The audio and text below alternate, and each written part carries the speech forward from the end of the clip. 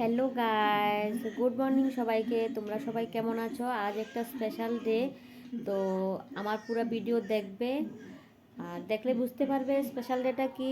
বলে দিলে মজাই চলে যাবে ভিডিও। তো দেখতে থাকো ভিডিও, এনজয় দ্য ভিডিও।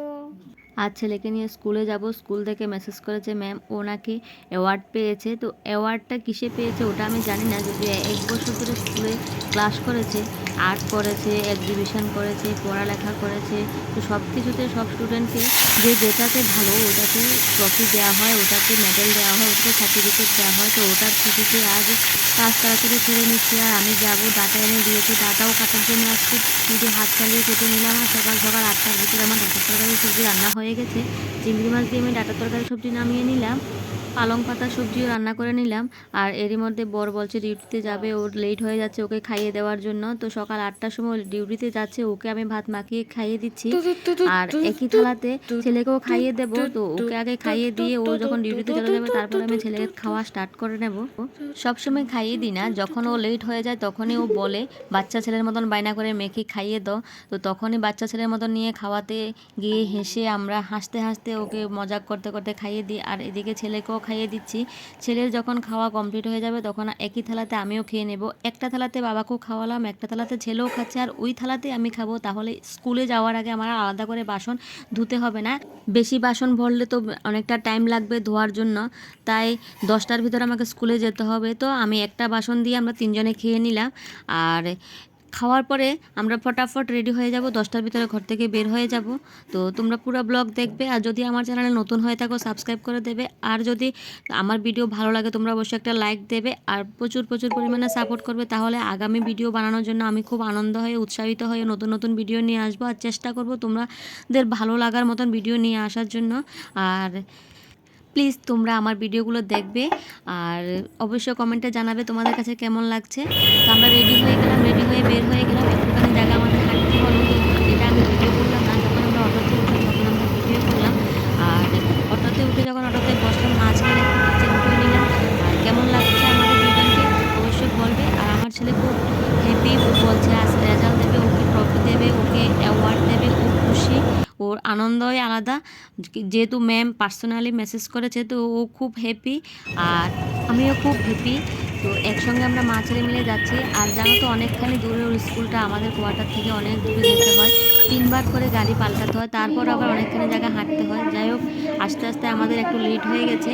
তো আসলাম যখন তখন অ্যাওয়ার্ড দেওয়া স্টার্ট হয়ে গেছে। তো আমরা বসলাম পিছনে, আর সামনে জায়গা পাইনি কারণ সবাই মোটামুটি 10টার ভিতরে চলে আসলো। আমরা আস্তে আস্তে 10:30 বেজে গেল, তারপর বসলাম।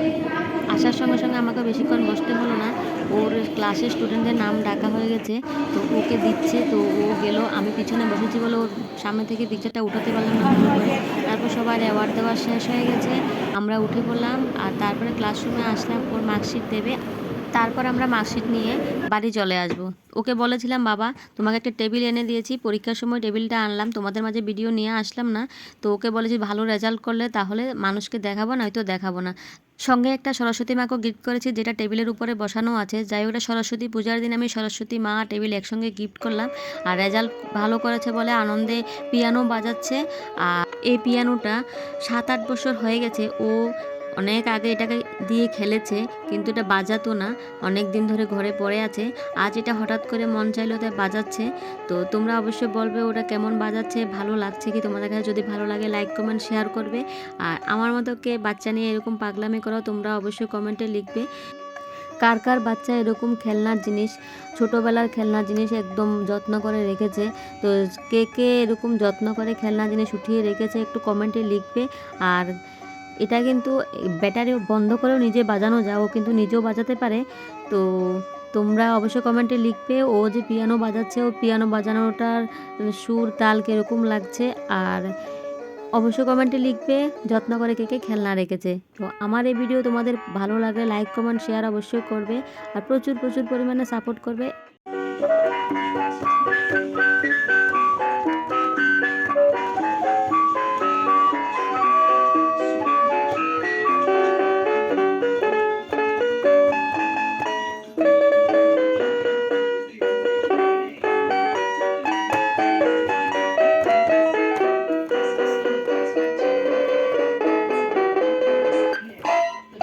আর পিয়ানো বাজানোর পরে বলছে মামা বড়ই খাবো, কামরাঙা খাবো। তো কামরাঙা খেয়ে নিলাম, তোমাদের মাঝে নিয়ে আসলাম না।